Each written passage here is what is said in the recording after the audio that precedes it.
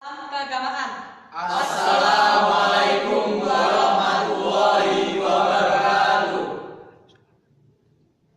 Amsal. Ikhlas bakti bina bangsa, berbudi bahasa. Salam pramuka.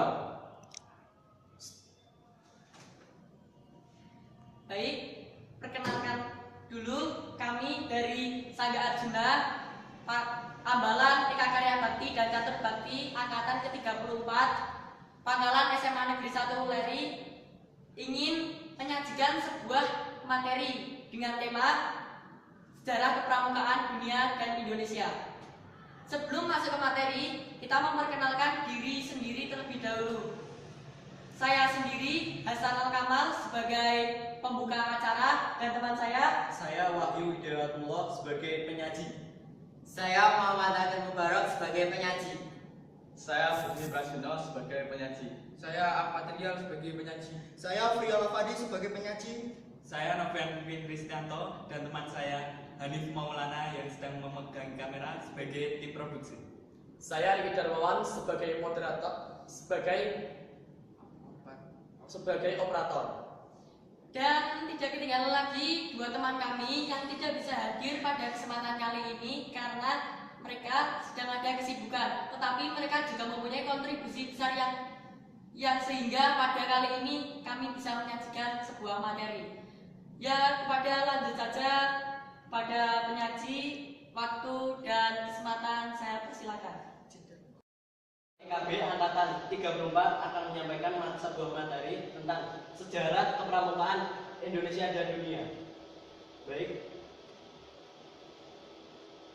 Gerakan Kepanduan Dunia meliputi 1. Kelahiran Gerakan Kepanduan dan perkembangan Gerakan Kepanduan. Kelahiran Gerakan Kepanduan. Gerakan ini dimulai pada tahun 1907 ketika Robert Baden-Powell, seorang letnan jenderal angkatan bersenjata Britania Raya, dan William Alexander Smith, pendiri Boy Brigade, mengadakan perkemahan kepanduan pertama yang dikenal dengan Jambore di Kepulauan Bronx Inggris. Ide untuk mengadakan gerakan tersebut muncul ketika Baden-Powell dan pasukannya berjuang mempertahankan kota Maputo, Afrika Selatan dari serangan tentara Putih. Keberhasilan Baden-Powell mempertahankan kota Maputo membuatnya dianggap menjadi pahlawan. Dia kemudian menulis sebuah buku yang berjudul Aid to Scouting yang ditulis pada tahun 1899. Pada tahun 1906, saya mengirimkan Baden-Powell sebuah buku karyanya yang berjudul The Big Bang Role of the Working Indian. Seorang keturunan Inggris Kanada yang tinggal di Amerika Serikat sering mengadakan pertemuan dengan Baden-Powell dan menyusun rencana tentang suatu gerakan pemuda. Pertemuannya dengan setan tersebut mendorong untuk menulis kembali bukunya Aid to Scouting dengan versi baru yang berjudul Boy Patrol. Setelah bukunya diterbitkan dan perkemahan yang dilakukan berjalan dengan sukses, Baden-Powell pergi untuk sebuah tur yang direncanakan oleh Arthur Bergson untuk mempromosikan pemikirannya ke seluruh Inggris. Dan pemikirannya tersebut dibuatlah sebuah buku berjudul Scouting for Boys, yang saat ini dikenal sebagai buku panduan kepramukaan, Boy Scout Handbook edisi pertama. Saat itu, Baden-Powell mengharapkan bukunya dapat memberikan ide baru untuk beberapa organisasi pemuda yang telah ada. Seiring dengan bertambahnya jumlah anggota, Baden-Powell semakin kesulitan membimbing mereka. Ia membutuhkan asisten untuk membantunya. Oleh karena itu, ia merencanakan untuk membentuk sebuah pusat pelatihan kepemimpinan bagi orang dewasa, Adult Leadership Training Center. Pada tahun 1919, sebuah taman di dekat Leeds di London dibeli sebagai lokasi pelatihan tersebut. Ia pun menulis buku baru yang berjudul Aid to School Mastership. Sekalipun gerakan kepanduan didirikan Baden-Powell, tetapi ia banyak terinspirasi dari Frederick Russell Burnham, orang Amerika yang membantu Inggris di Afrika Selatan. Burnham banyak belajar teknik hidup tidak di alam bebas dari ayahnya yang menjadi pastor di tempat penampungan orang India. Burnham yang sukses menghadapi beberapa perang pemberontakan Indian, lalu pergi ke Afrika Selatan dan berkenalan dengan Baden-Powell di perang Boer. Dari Burnhamlah, Baden-Powell menyusun berbagai keterampilan dasar yang diperlukan seorang Boy Scout atau Upani. terinspirasi orang Indian. Selanjutnya di gerakan kepanduan dengan diangkat sebagai kepala suku pertama dari gerakan yang dijadikan Golden Powell. Selanjutnya saya akan menyajikan penyajian dari sebelumnya. Perkembangan gerakan kepaduan. Tak lama setelah buku Scouting for Boys diterbitkan, pramuka mulai dikenal di seluruh Inggris dan Irlandia. Gerakannya sendiri secara perlahan, tapi pasti mulai dicoba dan diterapkan di seluruh wilayah kerajaan Inggris dan koloninya. Unit kepaduan di luar wilayah kerajaan Inggris yang pertama diakui keberadaannya dibentuk di Gibraltar pada tahun 1908, yang kemudian diikuti oleh perbentukan unit lainnya di Malta. Kanada ialah kolonial Inggris pertama yang mendapat izin dari kerajaan Inggris dan mendirikan gerakan kepaduan diikuti oleh Australia, Selandia, dan Afrika Selatan. Semenjak didirikan, gerakan pramuka yang memfokuskan program pada remaja usia 11 sampai 18 tahun telah mendapat respon yang menggembirakan. Anggota bertambah dengan cepat. Kebutuhan program pun dengan sendirinya bertambah. Untuk memenuhi keinginan dan ketertarikan para generasi muda pada saat itu, gerakan pramuka menambah 4 program dan organisasi untuk melebar lingkup keanggotaan gerakan pramuka. Keempat program tersebut meliputi pendidikan generasi muda usia dini, usia remaja, pendidikan kepanduan putri, dan pendidikan kepemimpinan bagi pembina. Program untuk golongan siaga, unit, satuan karya, dan penegak atau pendega mulai disusun pada akhir tahun 1910 di beberapa negara. Sejak awal didirikannya gerakan kepanduan, para remaja putri telah mengisyaratkan besarnya minat mereka untuk bergabung. Untuk mengakomodasi minat tersebut, Agnes Baden Powell minat mereka untuk bergabung. Untuk mengakomodasi minat tersebut, Agnes Baden Powell, ahli dari Bapak Kepanduan Sedunia Robert Baden Powell, pada tahun 1910 ditunjuk menjadi presiden organisasi kepanduan putri pertama di dunia. Agnes pada awalnya menamakan organisasi tersebut Rosewood, yang kemudian berganti menjadi Brownies atau Girlwood. Pada 1914, Agnes mundur dari kursi presiden pada tahun 1917 dan digantikan oleh Olive Baden Powell, istri dari Lord Baden Powell. Program awalnya bagi pendidikan pembina diadakan di London pada tahun 1910 dan di Yorkshire pada tahun 2011. Namun Baden Powell menginginkan pendidikan tersebut dapat dipraktikkan semaksimal mungkin. Hal tersebut berarti bahwa dalam setiap pendidikan diperlukan praktek lapangan, misal berkemah. Hal ini membimbing pembentukan kursus World Bank. Akibat Perang Dunia I, pendidikan World Bank bagi para pembina termuda pada saat ini. Pendidikan bagi pembina telah beragam dan memiliki cakupan yang luas, spesifik golongan hingga kursus World Bank. Saya akan melanjutkan penjelasan tentang materi gerakan pramuka Indonesia yang meliputi sejarah dan kelahiran. Sejarah masa Hindia Belanda, masa Perang Dunia Kedua, masa Republik Indonesia, masa Hindia Belanda. Kenyataan sejarah menunjukkan bahwa pemuda Indonesia mempunyai saham besar dalam pergerakan perjuangan kemerdekaan Indonesia, serta ada dan berkembangnya pendidikan kepanduan nasional Indonesia. Dalam perkembangan pendidikan kepanduan itu, tampak adanya dorongan dan semangat untuk bersatu, namun terdapat gejala adanya berorganisasi yang bineka. Organisasi kepanduan di Indonesia dimulai oleh adanya cabang Netherlands Pathfinders Organisatie atau NPO pada tahun 1912, yang pada saat pecahnya Perang Dunia Pertama memiliki kuartir besar sendiri serta kemudian berganti nama menjadi Netherlands Indische Pathfinders Vereniging atau NIPV pada tahun 1916. Organisasi kepaduan yang diprakarsai oleh bangsa Indonesia adalah Japanese Pathfinder Organisasi, berdiri atas Prakara SP Mangkunegara ke-7 pada tahun 1916. Kenyataan bahwa kepaduan itu senapas dengan pergerakan nasional seperti tersebut di atas dapat diperhatikan pada adanya Pathfinder Muhammadiyah yang pada tahun 1920 berganti nama menjadi Hizbul Wathan atau HW. Hasrat bersatu bagi organisasi kepaduan Indonesia waktu itu tampak mulai dengan terbentuknya PAPI, yaitu Persaudaraan Antara Pandu Indonesia, merupakan federasi dari pandu kebangsaan atau Info Siap NATIP IJ dan PPS pada tanggal 23 Mei 1928. Federasi ini tidak dapat bertahan lama karena niat adanya fusi. Akibatnya pada tahun 1930 berdirilah Kepaduan Bangsa Indonesia atau KBI yang dirintis oleh tokoh dari Jong Java Pathfinders atau Pandu Kebangsaan.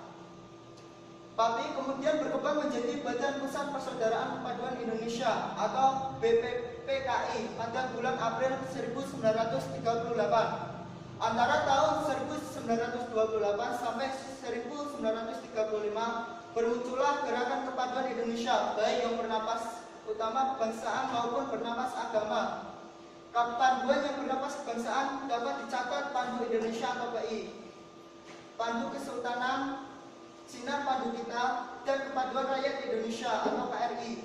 Sedangkan yang bernafas agama Pandu Ansor, Al-Watani, Hizbul Wathan, Kepaduan Islam Indonesia atau KII, Tri Dharma atau Pistes, Kepaduan Asas Katolik Indonesia atau KAGI, Kepaduan Masehi Indonesia. Ini saya akan melanjutkan penjelasan dari teman saya sebelumnya. Penjelasan saya mengenai masa Perang Dunia Kedua dalam sejarah kepramukaan. Pada masa Perang Dunia Kedua, bala tentara Jepang mengadakan penyerangan dan Belanda meninggalkan Indonesia. Partai dan organisasi rakyat Indonesia termasuk gerakan kepanduan dilarang berdiri. Namun, upaya menyelenggarakan Perkino 2 tetap dilakukan. Bukan hanya itu, semangat kepanduan tetap menyala di dada para anggotanya karena Pramuka merupakan suatu organisasi yang menjunjung tinggi nilai persatuan.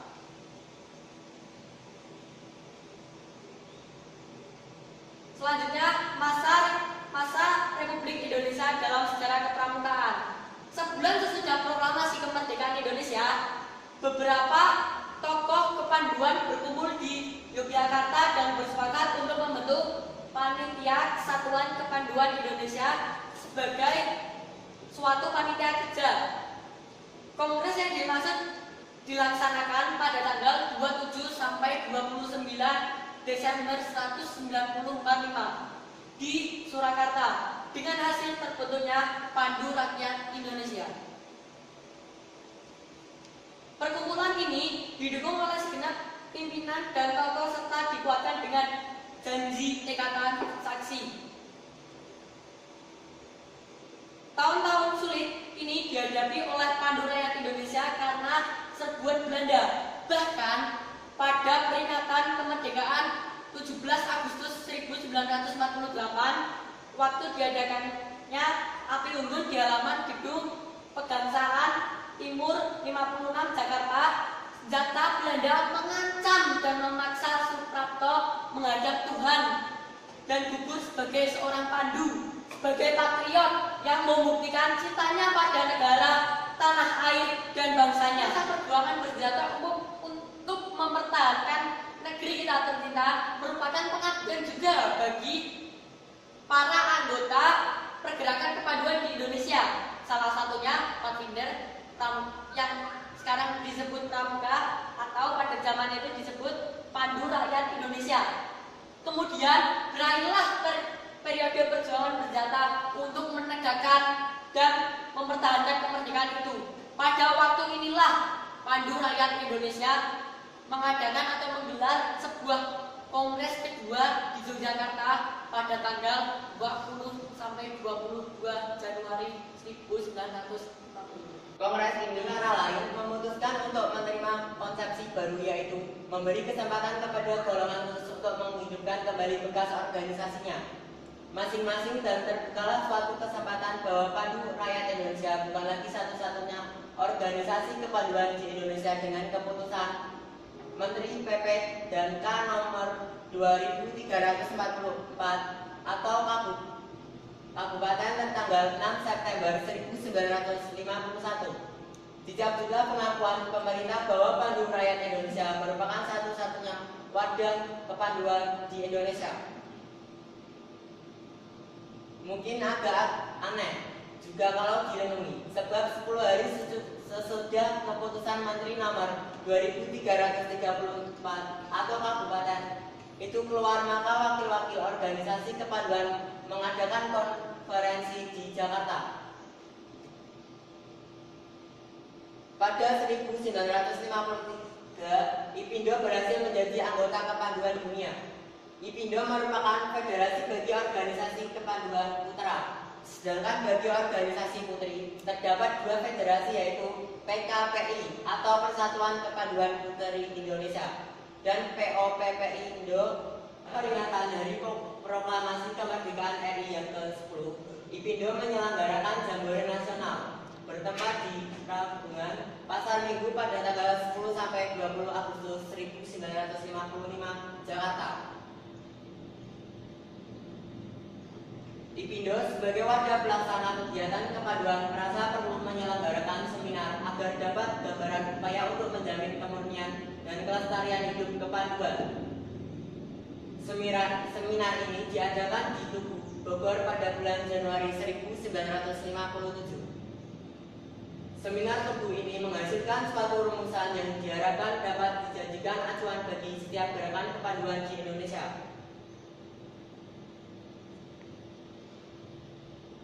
Kalau Jambore untuk putra dilaksanakan di Ragunan Pasar Minggu, Jakarta, maka PKPU menyelenggarakan perkemahan besar untuk putri yang disebut Desa Semanggi bertempat di Ciputat. Desa Semanggi itu terlaksana pada tahun 1959. Nah, masa-masa kemudian adalah masa menjelang lahirnya Gerakan Pramuka. Akan melanjutkan penjelasan tentang materi sejarah Pramuka. Kelahiran Pramuka di Indonesia meliputi sejarah Pramuka di Indonesia. Selanjutnya, kelahiran Gerakan Pramuka dan Gerakan Pramuka diperkenalkan.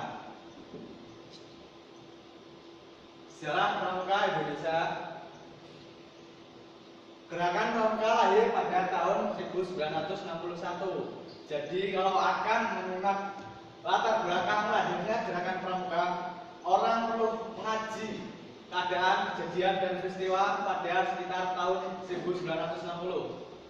Dari ungkapan yang telah dipaparkan di depan, kita lihat bahwa jumlah perkumpulan kepanduan di Indonesia waktu itu sangat banyak.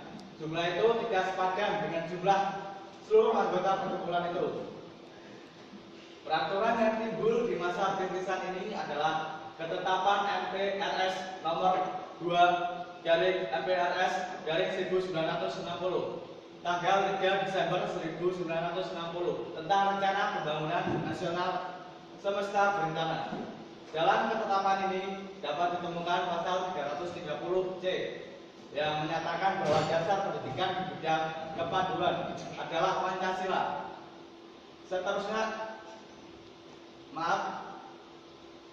Selanjutnya ketetapan itu memberi kewajiban agar pemerintah melaksanakan, karena itulah Presiden atau Mendataris MPRS pada tanggal 9 Maret 1961 mengumpulkan tokoh-tokoh dan pemimpin Gerakan Kepanduan Indonesia bertempat di Istana Negara.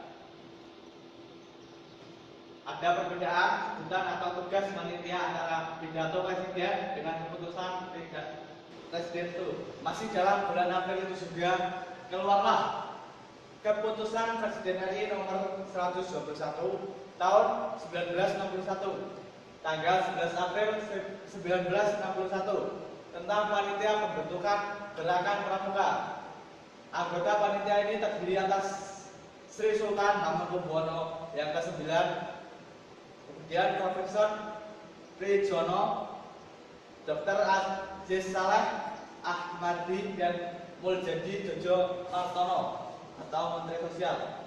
Panitia inilah yang kemudian mengolah anggaran dasar Gerakan Pramuka sebagai lampiran keputusan Presiden RI nomor 238 tahun 1961 tanggal 20 Mei 1961 tentang Gerakan Pramuka. Kelahiran Gerakan Pramuka.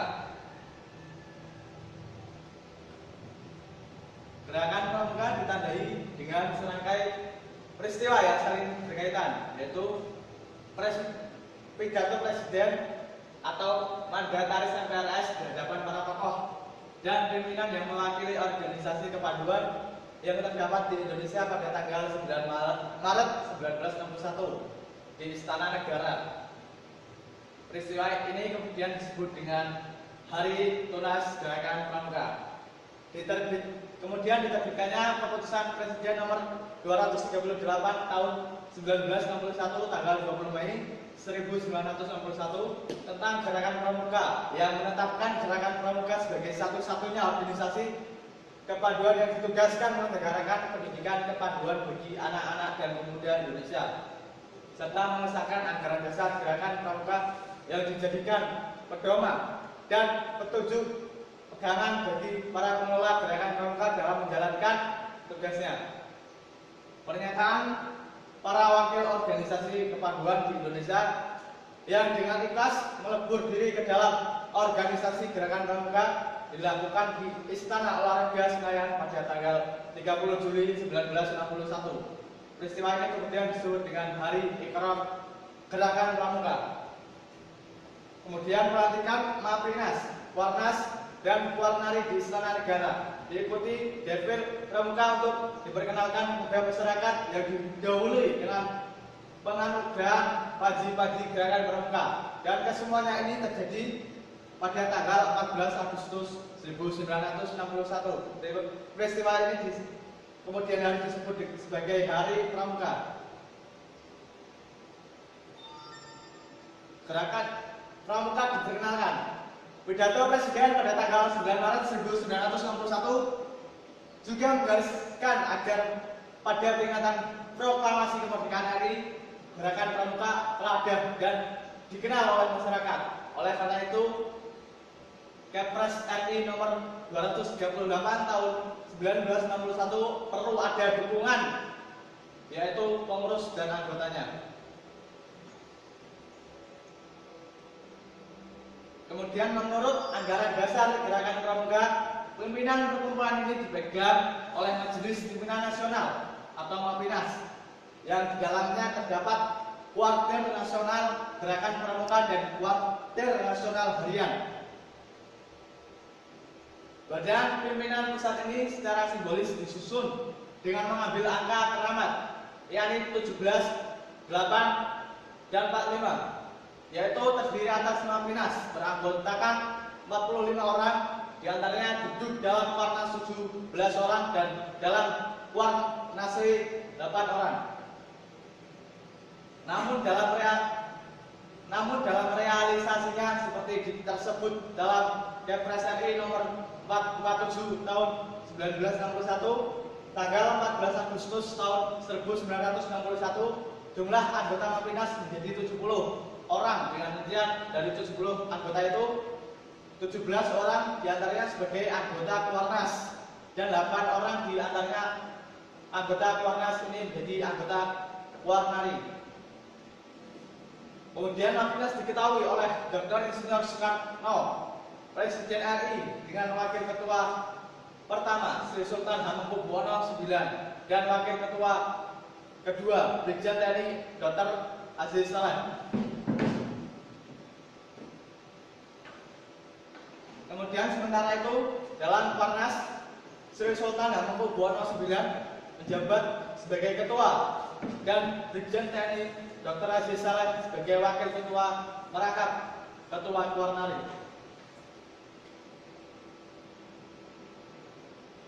Gerakan Pramuka secara resmi diperkenalkan kepada seluruh rakyat Indonesia pada tanggal 14 Agustus 1961, bukan saja di ibu kota Jakarta, tapi juga di tempat yang penting di Indonesia. Di Jakarta sekitar 10.000 anggota Gerakan Pramuka mengadakan apel besar yang diikuti dengan pawai pembangunan dan defil di depan Presiden dan berkeliling Jakarta.